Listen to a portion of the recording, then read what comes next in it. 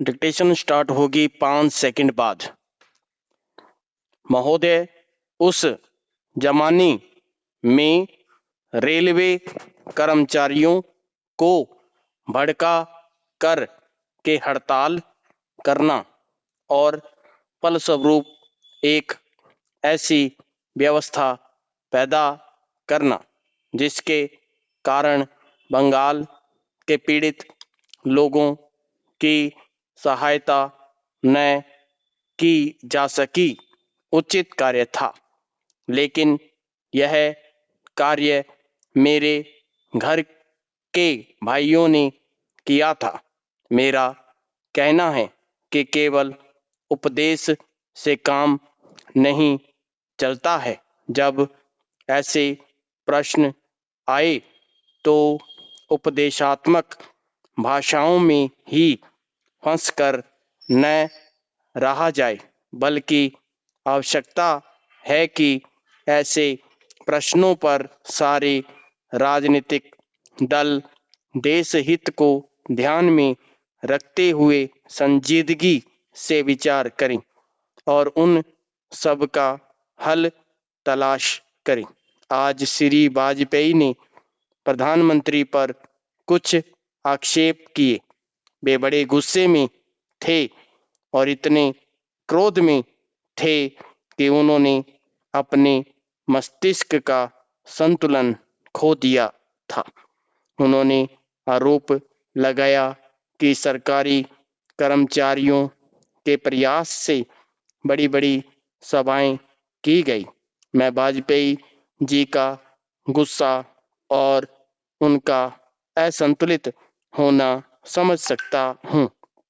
उन्होंने यह भी कहा कि प्रधानमंत्री जी ने इन चुनावों के बीच अपने भाषणों में जनमानस को ऊपर उठाने की कोशिश नहीं की, मूलभूत प्रश्नों को देश के सामने रखने की कोशिश नहीं की और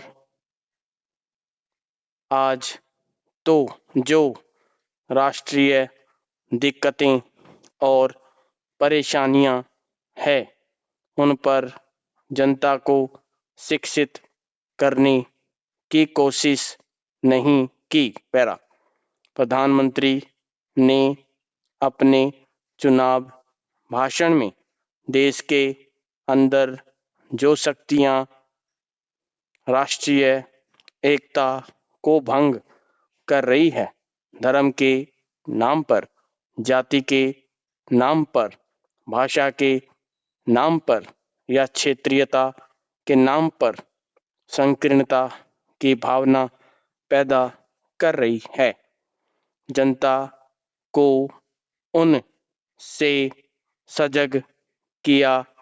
प्रधानमंत्री जी ने इस बात को अनुभव किया था कि उत्तर प्रदेश, बिहार और उत्तर भारत के समस्त हिंदी बोलने वाले इलाकों में जनसंघ संकीर्णता की भावना प्रचार कर रहा है।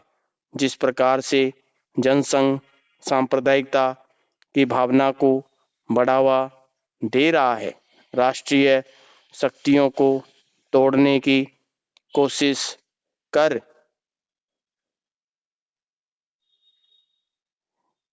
तोड़ने की नीति चला रहा है, उससे हमारी राष्ट्रीय मूल, राष्ट्रीय नीतियां और राष्ट्रीय एकता खतरे में है। इसलिए प्रधानमंत्री ने जनसंघ के ऊपर इस बात का प्रहार किया था कि वह सांप्रदायिक शक्ति है और उससे जनता को सावधान हो जाना चाहिए। आज जो वाजपेयी जी का गुस्सा है उसको हम समझ सकते हैं। उन्होंने एक सपना देखा था एक सुनहरा सपना, उत्तर प्रदेश में अपनी सरकार बनाने का, बिहार में अपनी पार्टी को बहुमत प्राप्त कराने का। समाप्त।